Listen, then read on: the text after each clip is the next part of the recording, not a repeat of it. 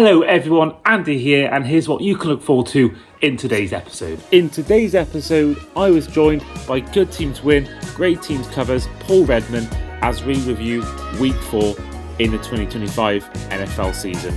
I discussed the atmosphere in Dublin in Ireland's first ever regular season game. That's the most I've experienced ever, having where it feels like you're in that city of that place in America now. And Paul discusses his Cowboys game against the Packers on Sunday Night Football. Hope you all enjoy. The Black Pastors did have a great game. Dak Prescott just played a better game. Hello everyone, and welcome back to the Across the Pod NFL podcast. I am, as ever, your host today, Andy Davis, and we are here to review Week 4 of the 2025 NFL season. Now with me, I've got a returning guest. He is one of the members of the Good Teams Win, Great Teams Cover podcast. It is Paul Redman. Paul, how are you? How are things? Yeah, all good, Andy. Nice to be talking in season. I know we've done a lot of appearances on each other's shows before the season started. But yeah, good to catch up. Now we have football, and yeah, what another wild week it's been. Absolutely. And apologies in advance to the listeners and watchers of this episode. We are having a shorter than normal episode today because Paul has another podcast, his own podcast at 8, a good one to listen to if you haven't already listened to it. And also my bus was meant to be leaving at 5. It left an hour later, so I am massively late. And as a result, we've only got about half an hour to record. So we'll try and speed through some of the biggest talking points. And it starts off on Sunday, I should say, in the first ever Dublin game. But of course, this was 3 days after the first game of the week, a Thursday Night Football win for the Seattle Seahawks over the Arizona Cardinals by 23 points to 20 for Dublin on Sunday. What a game it was! 24-21 win for the Vikings. Both teams shoot themselves in the foot.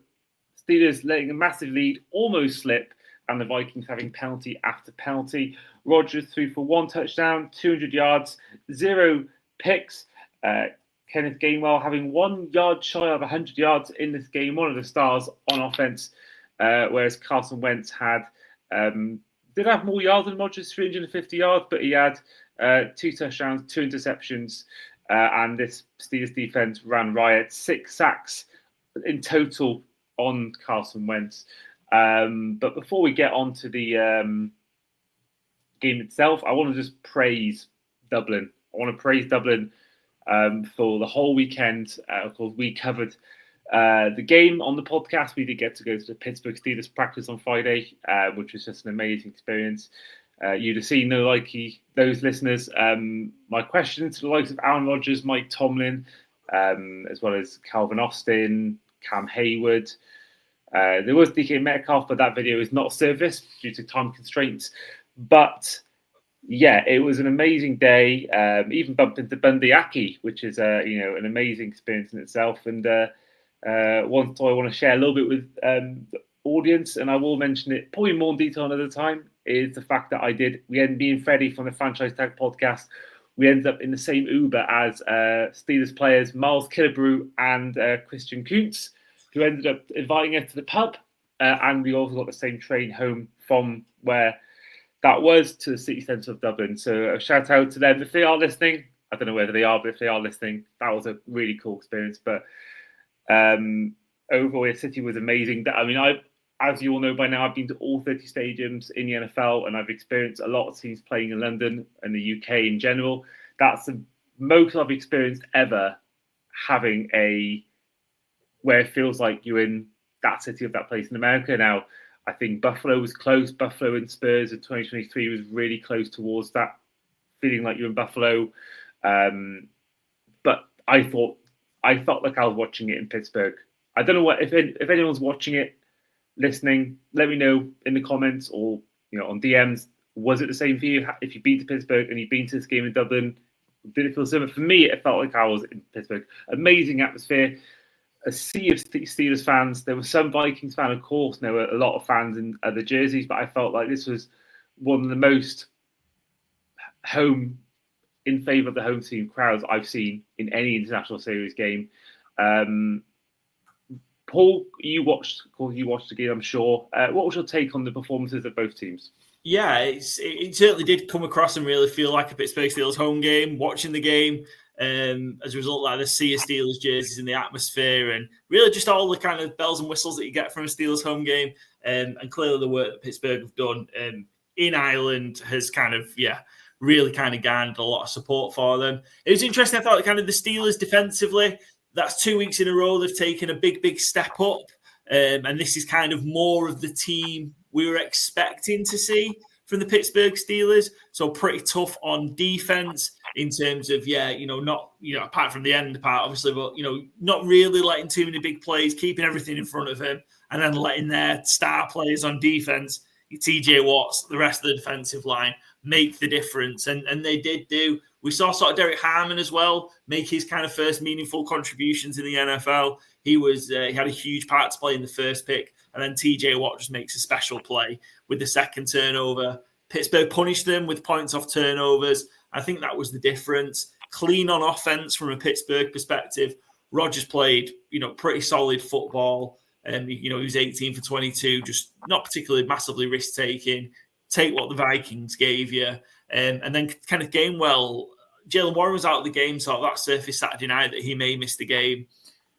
He had a great game, kind of game well. He really has taken on that role now, I think. If Warren's going to be out for a period of time, he seems to be the number one.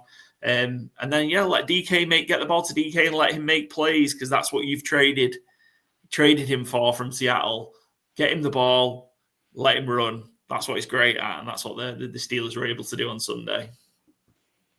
Absolutely. And I felt like they dealt really well with the Brian Flores blitz sort of package. There were a lot of times where they're making the short plays and just avoiding the sack. And they obviously Vikings got a couple of sacks, but I felt like what we saw with what the Vikings defense did to Rodgers a year ago in London when he was with the Jets. I felt like maybe that had the part to play. Maybe that was in their minds with the game plan. But I just felt like they really handled that Brian Flores blitz package really well, and I just felt like they kind of, when the Vikings made mistakes, they made the most of it. Whereas I don't think the Vikings, when the Steelers did, give the ball back, or I don't think the Vikings capitalized on many chances. Of course, towards the end, I don't know how Jordan Anderson was allowed to have that much space. I don't know why they were scheme-wise. I don't know why you don't just have everyone back on like cover twos and cover threes, or even cover fives, because at that point, why are you trying to, blitz at that point? Just keep everyone there, because that was strange for me. But a really good experience, and I want to thank everyone who was there. I mean, I went to some great shows over the weekend. The Pro Football Island boys got to watch that show sort of in the green room. I had sort of the behind-the-scenes feel. So, I was with obviously Michael McQuaid, who's a friend of the show as well, Mark Hogan, Jason Hayes, being with obviously Freddie from the franchise tag, Will, Tom from TalkSport.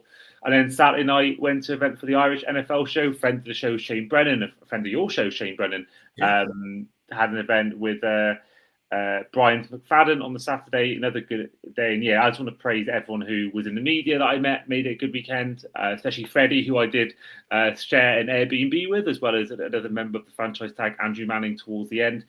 And I know I did one night go home early and bring the keys with me and not hear his phone, not hear my phone when he was back home. So apologies, Freddie. I did make him stand outside for an hour in the cold. But good weekend, great weekend, very eventful, and I think that weekend has proved that it's going to be another Dublin game. I think there was a really good feel to it.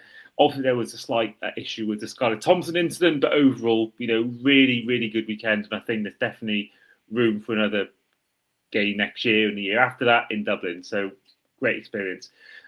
Before we get on to the proper Sunday slate, I want to just go through quickly some results from Monday night in a doubleheader, as the Bengals were humiliated once again, this time to the Denver Broncos, as they won by 28-3 against Cincinnati. Bengals now moving to 2-2, as are the Broncos. And Dolphins get their first win. Everyone celebrate. We finally got a win against a Jets team that did shoot themselves in the foot.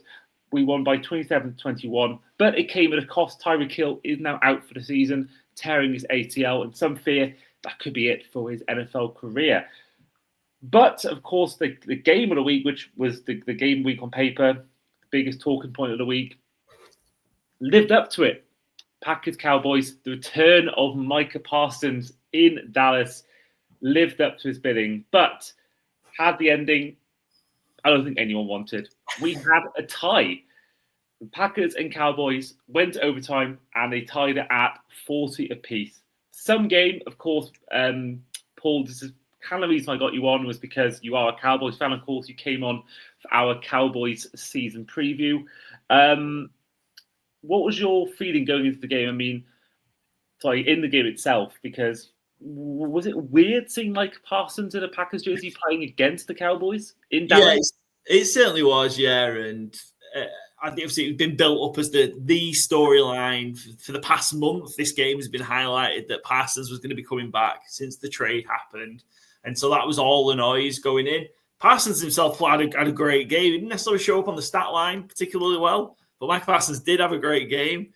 Dak Prescott just played a better game. I think there's play that game another 10 times and Micah Parsons might end up with 4, 5, 6 sacks. But Dak Prescott played so well in terms of adjusting to the pressure and getting the ball out quickly. But yeah, it was just that was the sole focus. And then everybody else just went off. It was a crazy game from kind of just petering the way it started. It looked like the Packers were just going to really dominate the game. On our show, you shouldn't bet against your own team, but we are a gambling show. And I took the Packers as, to win by 17 or more points. I thought this was going to be a demolition job.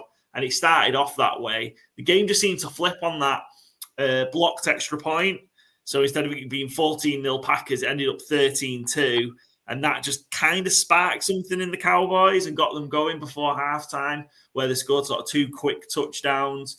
One off the back of a sack. The Cowboys sacked a quarterback, which was great. Only once, but it got them the ball back and allowed them to score points quickly before halftime to be weirdly leading the game before half. And then, crazy fourth quarter again, 31 points in the fourth quarter. That seems to be the case here. Cowboys are just going to have crazy fourth quarters, I think, in their home games. And really disappointed the Cowboys didn't win the game, really. Sounds daft, I know. It was kind of Packers were big favourites and they were just trading punches. Just some real ill discipline and a lack of fundamentals on defense really, really cost the Cowboys. The amount of times they kind of get the Packers behind the sticks and then a penalty that would then extend Packers drives. And then this fundamental ability. So not only can they not really rush the passer, they can't cover on defense. They also just can't tackle now. The amount of broken tackles, again, mainly from Emmanuel Wilson as well and Josh Jacobs, where you've got the opportunity to take them down for negative plays and they end up at 4 or 5 yards, and receivers before getting first downs, again, just letting them through and not just that fundamental of wrapping up and tackling, which is an issue across the NFL, but it really just seemed to rear its head with the Cowboys this week. So really, really disappointed they didn't win the game. Yeah, you've not lost, but a tie is good to nobody in the NFL at the end of the day. It really is. A tie does feel like a loss, I think. I think as well. I think as a fan, you're of course invested in it quite a lot. But I think even as a neutral, with how good that game was, I think you want a good ending, and I think that kind of was defined in sort of the post game sort of reactions from the players. There was no there's always that thing when you watch Sunday Night Football, and I absolutely love the music with Sunday Night Football. I think especially when if it's a thrilling game, I always have image in my mind of Chargers Raiders when they were ironically going for a tie, or could have gone for a tie and both made the playoffs. Yeah. I'm seeing Derek Carr celebrating when they won the game with the winning field goal, and I remember just that music, not having that, having that sort of both teams not really celebrating. Is a shame. I know Americans notoriously don't like a tie. It's not. I don't think. Yeah, and it doesn't. As you said exactly, it doesn't really affect your record. Doesn't really do any favors. It just means it is just a damn squid and anticlimax. But it is the first tie in the NFL since the 2022 season, where there actually were multiple ties that year. But no one wants a tie really, and it leaves the Cowboys. I think personally they've had a better season than maybe we thought. I think certainly at this point, I mean, I was really impressed with how Dak played. I was really impressed with how other players stepped up without CeeDee Lamb there. And I was really impressed with Kenny Clark. Of course, he was also the forgotten man in the trade. He's someone that has been really good since he came in. I remember week 1, the Eagles game, him and Neeland having really good impact on that team. And I think this Cowboys team, I don't think they're a team that's going to win a Super Bowl, even maybe make the playoffs. But I think certainly they're showing fight for me. I've been fairly impressed so far with Schottenheimer. And I think that, that second place is up for grabs in the NFC East. And I think there's definitely room where they could potentially, do that. And, so I think for me, the Packers, on the other hand, I think a team that I've, been impressed with a lot this season on defense. I think it's the one game where I was really let down by their defense. I mean, it's a team that were just 13 points against Browns. Opening 2 weeks, they were really good on defense. But I thought this time around they were really poor for me. And I think, but all round great game. And I think Micah Parsons, you mentioned then stat wise, but I think that that is why he's the good things he brought in for was the fact that people are going to be scheming for him and it's allowing others to sort of step in. Rashawn Gary, particularly Lucas Van Ness at times. This the defense that is now being allowed. If you take away obviously Sunday's game, the first 3 games, really big impact on defense, and I think that is part of Parsons being there because it allows others to thrive. And even with that, he still made a really crucial play on Prescott in this game as well. So even though the stats weren't there, he was still there in a crucial point of the game to make a crucial play. So yeah, both teams left wanting more, but as a neutral, can't complain with how that ended. And yeah, some game. I mean, I obviously was on the flight home from Dublin, so I had to watch this game after work yesterday because I ended up watching the highlights from the Sunday slate. So I did try and avoid the results on my phone because the fight was during red zone, so I managed to avoid it. Went home next day at work, watched all the games on short highlights, and then watched this game after work, and it was what a game to watch. And speaking of the Sunday slate, let's go on to the rest of the Sunday games. So Paul, what game for you stood out the most? Was there a game in particular that really caught your eye on the Sunday? I think so, and especially it was from the early slate. It was Jackson Dart's debut for the New York Giants, or his first start, I should say. So he's appeared in a couple of the other games, but yeah, he's the first game with the reins, and the Giants pull out a huge win again. The Chargers were massively favoured here, and the Chargers have been rolling, and we've been heaping praise on the Chargers through the first 3 weeks of the season of how good they were.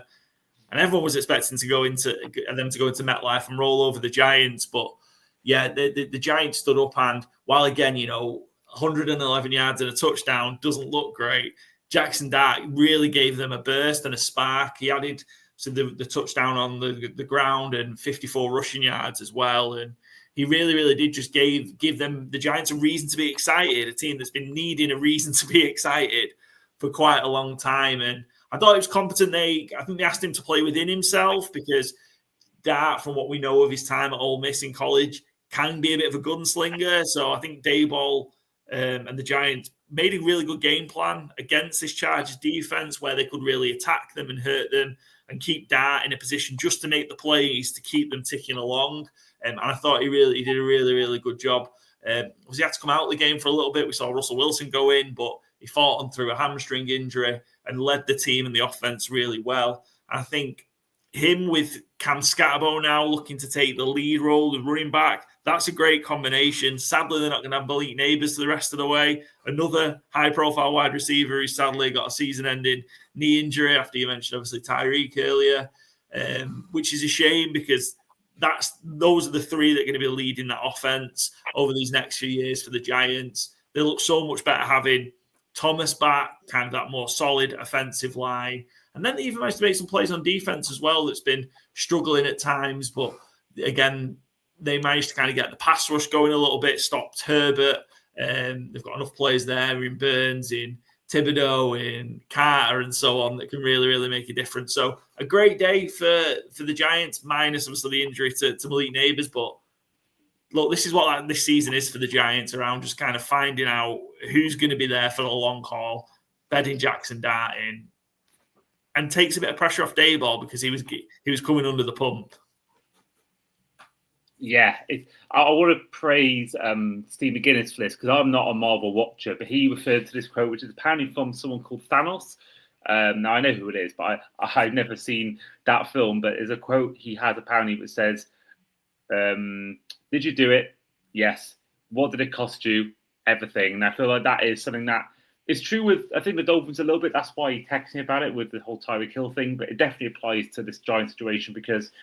Yes, they got Jackson Dart in. He had a great debut, but he also lost the best receiver he'll ever have to throw to this season. So, yeah, it's a shame for them. That situation there is kind of, I think, epitomises the Giants' luck the past 10 years because that is just it's extremely unlucky. And I think Jackson Dart, I already felt like he shouldn't have been starting for me. I know they won the game, but I feel like for his development long term he needs to sit out because you think about most of the best quarterbacks that we've seen in the league, or even the ones that are in now.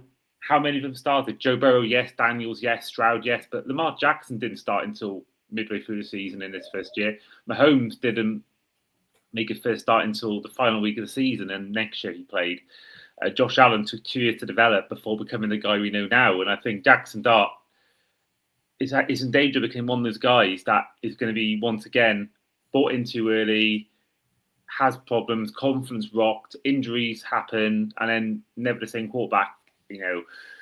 So many quarterbacks, have done this and they've never recovered. So that worries me a little bit, and I don't feel like he should have been playing. I feel like they should have gone with Winston more than him, just to let him sit for a year, let him learn off. Well, he's a model professional, and Russell Wilson, really good guy to learn from in that sense. But at the same time, if he's winning your games, then who am I to say anything? But no, certainly now he's got no elite neighbours. That's going to be, a huge factor and a huge hindrance on Jackson Dart's rookie year. And the Chargers, disappointing loss for them. And they had a chance to go 4-0, but they ended up losing their first game. And YouTuber Wyatt's Will points out that he probably lost a lot of people Survivor Leagues this weekend. I mean, I'm sure a lot of people would have had the Chargers beating the Giants in their Survivor Leagues. And turns out it didn't happen. And they've now also got offensive lineman Joe Alt out for multiple weeks, which I think could have a massive impact on Herbert's protection in the next few weeks. And looking at, their run of games, I mean, they've got the Commanders and Dolphins and the Colts, then the Vikings. So they might be okay. And they've got the Titans and the Steelers. So I'm not seeing any Lions or any Eagles or any Bills in this run. So I think that might be okay. But still, I think, since I've heard about staying healthy, that is always going to be a worry for me. Not having, definitely your best lineman unavailable for me. Big shame for Wilson, but sorry for Herbert. But speaking of which, I mean, they ended up losing and they could have gone 4-0, but now with the Chiefs beating the Ravens, it's just one win between them and the Chargers. And this is the game that I want to talk about a little bit before we end the show. I was really impressed with the Chiefs. I do think the Ravens really didn't impress me on defense at all. And Lamar Jackson's now injured for the hamstring. He's said to be out of the game on Sunday next week. And yeah, for me, that is a huge loss if he is out for multiple weeks. Now, playing the Texans, they might be okay. I can't even think who the backup is. But for me, the Chiefs, I feel like this is the game where I think we all maybe could be proved wrong about maybe what we were saying the first 2 weeks. And I think this is the game that could be the game that is a turning point between them. If they go on and make an AFC Championship game, they win the AFC, I think this is the game that we might look back on because I thought they were really impressive. I thought Patrick Mahomes, he had 4 touchdowns in total, 270 yards. Cooper Rush is the backup, fun fact. But he managed to find the guy. He found Juju Smith-Schuster, Hollywood Brown, Thornton, Xavier Worthy was back. And I think, for me, if the Ravens were at full health, for full speed, they could have easily gone 1-4. The Chargers could have beaten the Giants. They could have been 4-0. But now we're looking at it in a completely different way, where it's just one win between the two teams. And it's huge. And I think the Broncos have been a bit inconsistent so far. And I think this AFC West has gone from the Chiefs might have to go through as a wildcard team to now the Chiefs might actually go on and win this division still. It's funny how things can change in one afternoon, isn't it? And, we were already, we've had a lot of Chiefs slander on our show. I'm ready to write the Chiefs off. I've not been quite there yet in terms of kind of the Chiefs are going to, some ludicrous Chiefs won't even make the playoffs conversation. This did feel big though, because it felt like 1-3 for whichever team lost is a really tough hole to get out from. I feel like the Ravens could are probably a better place to deal with it than the Chiefs, oddly, but that was before all the injuries the Ravens got, which is crazy. So Ronnie Stanley came out, still your left tackle. Lamar Jackson's going to miss at least one game. Cooper Rush great for a one game start, by the way, as we know from the amount of the times he's had to go in and play for Dak in spot starts for a prolonged period. Not so good. 1 or 2 games, he can get you a win, Cooper Rush. So not all doom and gloom for the Ravens. But there was Humphrey, Nate Wiggins is injured. Madubuike is now ruled out for the season with a neck injury. It's all coming in on top fault. It's like the roof's caving in on the Ravens here, and they really just need to tread water. I think that's a huge game next week. They need to find a way to beat the Houston Texans, who have been, quite frankly, rubbish so far. So the Ravens at home against Houston, if they can just find a way to win that one, get Lamar back and get going, then you might think they'll be okay.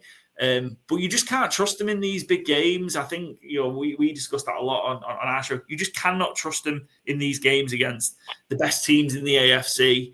And weirdly, last week in the best teams against the NFC, because normally the hammer teams in the NFC, but couldn't do it against the Lions. Fell apart against the Bills. Were just awful all day against the Chiefs. And yeah, I won't say I'm worried, but I think the Ravens can claw it back. I still think they're going to win the division weirdly, even though the Steelers have had a good start. But I just think when they come up against the Bills, the Chiefs, maybe even the Chargers now in the playoffs, they're just going to crumble again. Like, there's nothing to suggest that pattern is going to change. Absolutely, especially against the Bills. I think they could, against the Texans or the Chargers, I think they could beat them, especially 3 months time. Who knows what it's going to be like in 3 months? As long as you get in, I think that's the most important thing. I think the Chiefs and Patriots have proved that over the years. As long as you get in, no matter how you're playing, just make sure you get in. And I think as long as they can do that, I think I would still back the Ravens to beat some teams in the AFC, but I think with how the last few years have gone, how this season alone's gone, I wouldn't back them against the Bills or Chiefs in an AFC divisional game or AFC championship game. I just don't right now. I don't see it. I think the Bills are way more, likely to beat the Chiefs in the playoffs than the Ravens are, if I'm honest. And I think I'd be more, I just feel like, and I think if they go to the Super Bowl against the Eagles, I think the Buccaneers, Lions, Packers, I don't think they have a chance of beating those teams. So you're really worrying for the Ravens. There is always one team each year that does go on and have injury hit years. And I think this year it could be like it was with the Niners last year. The Ravens could be that team that have this injury bug on their roster. But the Chiefs as well, I think we need to. The Ravens. The division isn't great. I think that will help them get in. I do feel like the Pittsburgh Steelers, yes, they won, but they've been hit and miss. The Bengals, of course, without Burrow, have looked awful since he's been injured. And the Browns have been amazing on defense, but offense-wise have been really poor. And I'm looking forward to seeing how this defense goes up against this Vikings team. I think that could be a potential shock win in that game. But the Chiefs, I think, we need to stop writing teams off after 3 weeks for me, because the Patriots went 2-2 at times. They went 3-2, 4-3, and they ended up winning Super Bowls or making them. So I think the Chiefs, it's going to be harder than normal because the teams are better in the AFC West, but I think we need to stop writing teams off in week 3, because the Chiefs, you aren't winning Super Bowls in week 2 and week 3. You're winning them in week 20, week 21, whatever it is. The Chiefs, for me, have shown me in this game and that they can go the big boys and they can beat anyone. Now, I will say, their schedule coming up is going to be a big test for me. Looking at their next few games, they've got coming up in the next 5 weeks. They've got the Jags next, and then they have the Lions, the Raiders, the Commanders, the Bills, the bye week, then the Broncos. So the schedule's got some tough games, but there's definitely a room where they can win all but 1 or 2 of them. There's definitely a world where they can do that, and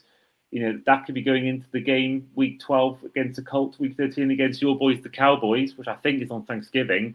Yeah.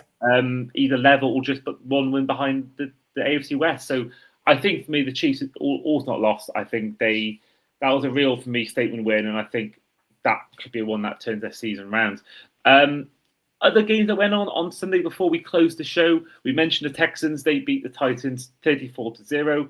We mentioned the Browns. They lost 34-10 to the Detroit Lions. We mentioned the Bills. They lost 31-9. They won 31-19 against the Saints. The Falcons got back to winning ways. They beat Mariota 34-27 and the Washington Commanders. As well as this, the Buccaneers lost narrowly to the Eagles 31-25. The Jaguars beat the 49ers 26-21.